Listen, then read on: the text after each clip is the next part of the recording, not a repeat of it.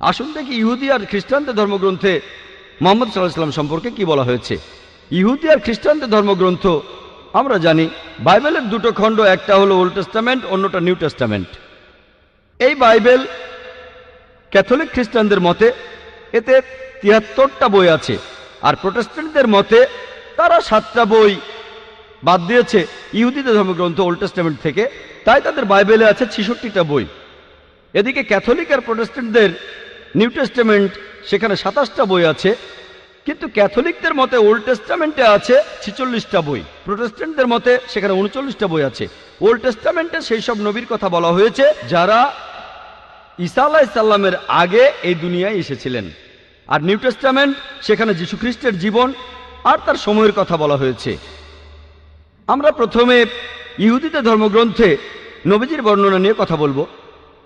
Old টেস্টামেন্টে উল্লেখ করা হয়েছে বুক অব ডিউটেরোনমি 18 নম্বর অধ্যায়ের 18 নম্বর অনুচ্ছেদে বলা হয়েছে, মহান ঈশ্বর বলেছেন, আমি একজন নবীকে পাঠাবো তোমার ভাইদের মধ্য থেকে যে তোমার মতো হবে, আমি তাকে ধর্ম প্রচার করতে বলবো, সে আমারই আদেশে সব কথা বলবে। এখানে বলা হয়েছে আমি একজন নবী পাঠাবো তোমার ভাইদের মধ্য থেকে যে তোমার মতো হবে, মুসা আলাইহিস সালামের মতো হবে। আর খ্রিস্টানরা এখানে বলে যে এই কথাগুলো বলা হচ্ছে যীশু খ্রিস্ট বা ঈসা আলাইহিস সালাম সম্পর্কে। তাদের যদি বলি যে এটা কিভাবে যীশু খ্রিস্ট সম্পর্কে বলছে, তারা তখন বলে যে এটা বলা হয়েছে যে নবী আসবেন তিনি মুসা আলাইহিস সালামের মতো হবেন, আর ঈসা আলাইহিস সালাম ছিলেন মুসা আলাইহিস সালামের মতোই।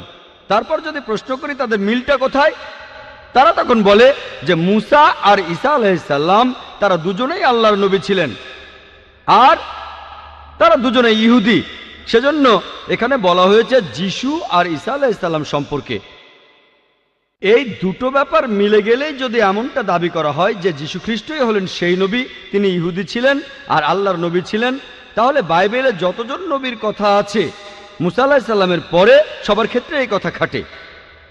যেমন ধরেন নবী Sulaiman, Ezekiel, Isaiah, Daniel, Hosea, Joel, John the Baptist, তারা সবাই শান্তিতে থাকুন, তারা সবাই আল্লাহর নবী আর তারা সবাই ইহুদি, সবার ক্ষেত্রে এই কথা খাটে। যদি ভালো করে দেখেন তাহলে বুঝতে পারবেন এই ভবিষ্যৎবাণীটা সবচেয়ে বেশি মিলে যায় আমাদের নবীজি মুহাম্মদ সাল্লাল্লাহু আলাইহি সাল্লামের সাথে। আসুন দেখি ভবিষ্যৎবাণীটা কি বলছে। এখানে বলা হয়েছে আমি একজন নবী পাঠাবো তোমার ভাইদের মধ্য থেকে যে তোমার মতো হবে, মুসা আলাইহিস সালামের মতো হবেন। যদি ভালো করে দেখেন মুসা আর মুহাম্মদ দুজনে শান্তিতে থাকুন, তারা দুজনেই জন্মেছিলেন স্বাভাবিকভাবে। তবে যিশু বা ঈসা আলাইহিস সালাম স্বাভাবিকভাবে জন্মাননি, তিনি কোনো পুরুষের ঔরসজাত হয়ে জন্মাননি।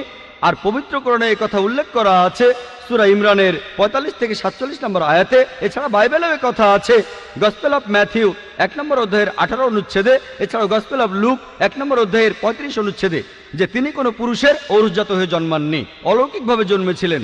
এইভাবে মুহাম্মদ সাল্লাল্লাহু আলাইহি সাল্লাম ছিলেন মুসা আলাইহিস সালামের মতো, কিন্তু ঈসা আলাইহিস সালাম তিনি মুসা আলাইহিস সালামের মতো ছিলেন না। এরপরে আরো দেখবেন মুহাম্মদ সাল্লাল্লাহু আলাইহি সাল্লাম আর মুসা আলাইহিস সালাম তারা দুজনেই ছিলেন বিবাহিত, তাদের সন্তান ছিল। কিন্তু বাইবেলের কথা অনুযায়ী ঈসা আলাইহিস সালাম অবিবাহিত ছিলেন, তার কোনো সন্তান ছিল না। তাহলে যিশু মুসার মতো ছিলেন না, বরং মুহাম্মদ মুসার মতো তারা সবাই শান্তিতে থাকুন। এরপর আপনারা আরো দেখবেন মুসা আলাইহিস সালাম আর মুহাম্মদ সাল্লাল্লাহু আলাইহি সাল্লাম তারা দুজনেই স্বাভাবিকভাবে মারা গেছেন, কিন্তু যিশু বা ঈসা আলাইহিস সালাম স্বাভাবিকভাবে মারা যাননি। পবিত্র কোরআন বলছে, তাই মানি যে আল্লাহ যিশু খ্রিস্টকে তার কাছে তুলে নিয়েছেন। সূরা নিসার 157 ও 158 নম্বর আয়াতে কথা বলা হয়েছে। আমরা মানি তিনি মারা যাননি। আর যদি সঠিকভাবে খ্রিস্টানদের বাইবেল পড়েন তাহলে দেখবেন বাইবেলও বলছে, প্রমাণ করা যায় তিনি মারা যাননি, তিনি ক্রুসিফাইড হননি। কিন্তু খ্রিস্টানরা বিশ্বাস করে যিশু বা ঈসা আলাইহিস সালাম ক্রুশবিদ্ধ হয়ে মারা গেছেন, ক্রুসিফাইড হয়েছিলেন। এই বিষয়টা সম্পর্কে বিস্তারিত জানতে চাইলে আমার ভিডিও ক্যাসেট দেখেন, একটা বিতর্ক, ওয়াজ ক্রাইস্ট ক্রুসিফাইড। তবে তর্কের খাতিরে যদি মেনেও নেই তাদের কথাই ঠিক, তাহলে মানবেন যে যিশু বা ঈসা আলাইহিস সালাম স্বাভাবিকভাবে মারা যাননি। খ্রিস্টানরা যেভাবে বাইবেলের ব্যাখ্যা করে সেটা ভুল, তারপরেও সেটা মানলে এটাও মানবেন যীশু খ্রিস্টের মৃত্যু স্বাভাবিক নয়। আমরা মানি তাকে জীবন্ত তুলে নেওয়া হয়েছে, তাহলে আমরাও মানি তার মৃত্যু স্বাভাবিক নয়। তাহলে দেখছেন ঈসা আলাইহিস সালাম মুসা আলাইহিস সালামের মতো নন, বরং মুহাম্মদ সাল্লাল্লাহু আলাইহি সাল্লাম মুসা আলাইহিস সালামের মতো। তারপরে দেখবেন যে মুসা আলাইহিস সালাম আর মুহাম্মদ সাল্লাল্লাহু আলাইহি সাল্লাম তারা দুজনেই নতুন আইন এনেছিলেন। তবে বাইবেলের কথা অনুযায়ী যিশু বা ঈসা আলাইহিস সালাম নতুন কোনো আইন আনেননি। বাইবেলের গসপেল অফ ম্যাথিউ 5 নম্বর অধ্যায়ের 17 থেকে 18 অনুচ্ছেদে যিশু বা ঈসা আলাইহিস সালাম বলছেন, ভেবো না যে আমি নবীদের আইন ধ্বংস করতে এসেছি, আমি ধ্বংস করতে আসিনি, পূর্ণ করতে এসেছি। এরপর আরো দেখবেন মুসা আলাইহিস সালাম আর মুহাম্মদ সাল্লাল্লাহু আলাইহি সাল্লাম আল্লাহর নবীর পাশাপাশি তারা পৃথিবীতে রাজা হিসেবে ছিলেন, অর্থাৎ কেউ অপরাধ করলে তারা মৃত্যুদণ্ড দেওয়ার ক্ষমতা রাখতেন, তারা অপরাধী ব্যক্তিদের মৃত্যুদণ্ড দেওয়ার ক্ষমতা রাখতেন। তবে যিশু বা ঈসা আলাইহিস সালাম তার এই ক্ষমতা ছিল না।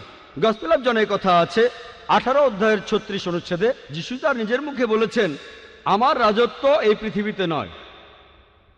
এরপর দেখবেন যে মুসা আর মুহাম্মদ সাল্লাল্লাহু আলাইহি সাল্লাম তাদের দুজনকেই তাদের লোকজনেরা আল্লাহর নবী হিসেবে মেনে নিয়েছিল, বেশিরভাগই। তবে যীশু খ্রিস্টের ব্যাপারটা দেখেন, সে সময় বেশিরভাগ লোক তাকে আল্লাহর নবী বলে মেনে নেয়নি। গসপেল অফ জনের 1 নম্বর অধ্যায়ের 11 অনুচ্ছেদে বলা আছে সবাই তাকে ত্যাগ করেছিল। তাহলে ভালো করে দেখলে আপনারাও বুঝবেন যে মুহাম্মদ সাল্লাল্লাহু আলাইহি সাল্লাম হলেন মুসা আলাইহিস সালামের মতো, কিন্তু ঈসা আলাইহিস সালাম মুসা আলাইহিস সালামের মতো নন। তাহলে এই ভবিষ্যৎবাণীটা বলছে আসলে নবীজি সাল্লাল্লাহু আলাইহি সাল্লাম সম্পর্কে। এখানে আরো বলা হয়েছে, আমি একজন নবী পাঠাবো তোমার ভাইদের মধ্য থেকে। আর আমরা জানি যে আরবরা হচ্ছে ইহুদিদের জ্ঞাতি ভাই। মুসা নবী ইহুদি ছিলেন, মুহাম্মদ সাল্লাল্লাহু আলাইহি সাল্লাম ছিলেন আরব। তারা দুজনে শান্তিতে থাকুন। তাহলে আরব আর ইহুদিরা জ্ঞাতি ভাই। এরপর এখানে আরো বলা হয়েছে, আমি একজন নবী পাঠাবো তোমার ভাইদের মধ্য থেকে, যে হবে তোমার মতো, আর সে আমার কথা মতো ধর্ম প্রচার করবে, সে আমার আদেশ পালন করবে। আমরা জানি যে মুহাম্মদ সাল্লাল্লাহু আলাইহি সাল্লাম আল্লাহ তাআলার কাছ থেকে ওহী পেয়েছিলেন, আর যা শুনেছিলেন সেটাই তিনি প্রচার করেছিলেন, যেন তার মুখ দিয়ে আল্লাহর কথাই বের হচ্ছে, আর আল্লাহর আদেশে তিনি এসব করেছিলেন।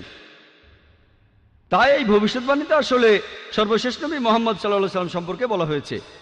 এরপরের অনুচ্ছেদ বলছে, বুক অব ডিউটেরোনমি 18 নম্বর অধ্যায়ের 19 অনুচ্ছেদ বলা হয়েছে যে তোমরা যদি আমার কথা না মানো তাহলে আমি তোমাদের উপরে প্রতিশোধ নেব। তার মানে যারা এই নবীর কথা মানবে না, যে নবী আসবেন অর্থাৎ মুহাম্মদ সাল্লাল্লাহু আলাইহি সাল্লাম, আল্লাহ তাদের উপর প্রতিশোধ নেবেন। এরপরে উল্লেখ আছে বুক অব আইজায়া 29 নম্বর অধ্যায়ের 12 নম্বর অনুচ্ছেদে বলা হয়েছে যে আসমানি কিতাব দেয়া হবে তাকে যে শিক্ষিত নয়। কিতাব দেয়া হবে সেই নবীকে যে শিক্ষিত নয়। তাকে যখন বলা হবে এটা পড়ো, আমি প্রার্থনা করছি, সে তখন বলবে আমি পড়তে জানি না। আর আমরা জানি নবীজি সাল্লাল্লাহু আলাইহি সাল্লামের কাছে যখন প্রথম ওহী আসলো, ফেরেশতা জিবরাইল আলাইহিস সালাম তাকে বললেন ইকরা, পড়ো। আমাদের নবীজি মুহাম্মদ সাল্লাল্লাহু আলাইহি সাল্লাম বললেন মা আনা বিকারি, যার অর্থ আমি পড়তে জানি না। এভাবে বুক অব আইজায়ার 29 নম্বর অধ্যায়ের 12 নম্বর অনুচ্ছেদের ভবিষ্যৎবাণীটা সত্যি হলো যে আসমানি কিতাব যে নবীকে দেয়া হলো সে শিক্ষিত নয়। আমরা জানি যে মুহাম্মদ সাল্লাল্লাহু আলাইহি সাল্লাম নিরক্ষর ছিলেন, তিনি ছিলেন উম্মি। আর যখন তাকে বলা হবে পড়ো, তিনি তখন বলবেন আমি পড়তে জানি না। নবীজি সেটাই বলেছিলেন মা আনা বিকারি। এছাড়া ওল্ড টেস্টামেন্টে নবীজি সাল্লাল্লাহু আলাইহি সাল্লামের কথা নাম ধরেও উল্লেখ করা হয়েছে। এটা বলা হয়েছে সং অফ সলোমনে 5 নম্বর অধ্যায়ের 16 অনুচ্ছেদে বলা হয়েছে হিব্রুতে হিক্কম আমিত্তাকিম উইকুল্লু মুহাম্মাদিম জেহদুদি ওয়া জেহরাই বাইনা জেরুজালেম, যার অর্থ তার কথা খুব মিষ্টি, সে খুব প্রিয় পাত্র, সে আমার প্রিয়জন, সে আমার বন্ধু, শোনো জেরুজালেমের কন্যারা। মুহাম্মাদিম শব্দটার অনুবাদ করা হয়েছে যে খুব প্রিয় পাত্র।